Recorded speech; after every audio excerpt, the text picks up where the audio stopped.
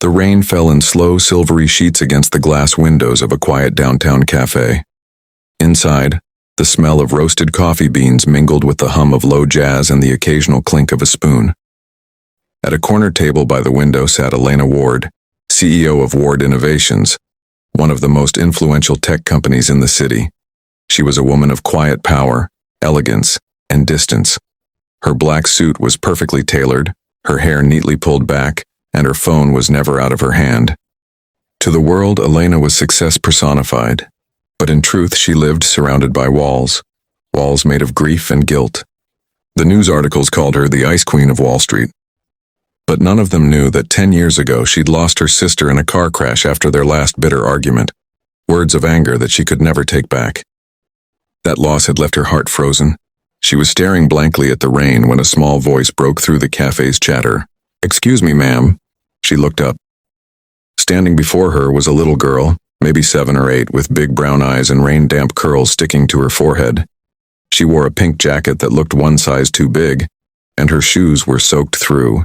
Elena frowned gently. "Sweetheart, are you lost?" The girl shook her head quickly. "No, ma'am. I just wanted to ask you something." Elena's heart softened a little at the trembling voice. "Go ahead." The little girl hesitated, clutching a paper cup of half-melted hot chocolate in both hands. Then, with a deep breath, she whispered, "Can you be my mom for one day?" Elena blinked, the words catching her completely off guard. The cafe went silent in her mind. "What did you say?" she managed to ask softly. The girl bit her lip, looking down at her shoes. "Tomorrow is family day at school. Everyone's supposed to bring their mom or dad, but I don't have either. My aunt says she has to work. So I thought, maybe someone kind could come with me. Just for one day." Elena felt something twist inside her chest, a sharp, deep ache she hadn't felt in years. "Sweetheart," she said gently, "you shouldn't go up to strangers and ask them things like that." "I know," the girl whispered, her voice breaking. "I'm sorry, you just looked nice." Elena's throat tightened. The girl's innocence, her quiet sadness. It stirred something buried deep under Elena's cold composure. And then, just as Elena was about to ask her name, she noticed the necklace around the girl's neck. A small silver heart locket, dulled by time but unmistakable. Her breath caught. That necklace, she recognized it instantly. It was the same design she had given her little sister Lydia on her 21st birthday. The last gift before the night that tore their family apart. Her hand trembled as she pointed at it. "Where did you get that necklace?" The girl glanced down, fingers brushing the pendant. "It was my mom's. She said her sister gave it to her a long time ago. She never took it off." Elena's heart began to race. Her voice came out barely a whisper. What was your mother's name?" The little girl looked up. "Lydia Ward." Elena froze. The room seemed to spin around her. Her sister. Her Lydia, the one she thought was gone forever, had left behind a child. This child. The realization hit like lightning.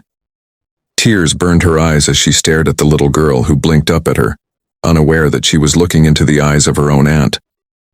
The child who had just asked for a mother had unknowingly found family. The next morning the schoolyard was alive with laughter, music, and chatter. Parents held paper crafts, children showed off projects, and the smell of baked goods filled the air. At the edge of the crowd stood Mia, her small backpack slung over one shoulder, watching other kids run to their parents. Her eyes flickered with sadness as she saw friends hugging their moms and dads. Then the sound of a car door closing made her turn. A sleek black car had just pulled up, and from it stepped Elena Ward, not in her business suit but in a soft cream sweater, her hair loose and a warm smile on her face. Mia's jaw dropped. "You came." Elena's heart melted at the sheer joy in the girl's voice. She knelt and opened her arms. "I told you I would." Mia rushed forward and hugged her tightly, giggling. They spent the day together, painting, making crafts, planting a tiny flower in a cup labeled Family Garden. Every time Mia laughed, Elena's chest ached with a strange mix of sorrow and peace. She saw Lydia's smile in this child, Lydia's warmth, Lydia's light. During lunch, a teacher passing by smiled at them. "You two look just alike. Are you mother and daughter?" Mia laughed. "She's my mom for today." The teacher chuckled and walked away, but Elena's smile faded slightly. She looked down at the girl beside her, at the silver necklace gleaming in the sun, and whispered, "Maybe not just for today, sweetheart." Mia blinked up at her. "What do you mean?" Elena took a deep breath, then pulled out her own necklace, the twin to Mia's gleaming softly. "Because I think, we're family," she said, voice trembling. "Your mom was my sister." For a long moment, Mia stared at her, eyes wide. Then tears welled up and spilled down her cheeks. "You're my aunt," she whispered. Elena nodded, tears falling freely now. "Yes, sweetheart, I didn't know where you were, but I'm here now and I'm never letting you go again." Mia threw her arms around her, sobbing into her shoulder. Elena held her tight, holding on not just to the child but to forgiveness, to love, to everything she thought she had lost. The sound of laughter and children's voices filled the air, but for Elena, time stood still. For the first time in years, she felt warmth bloom inside her chest. Not from power, not from success, but from the tiny arms holding her heart together again.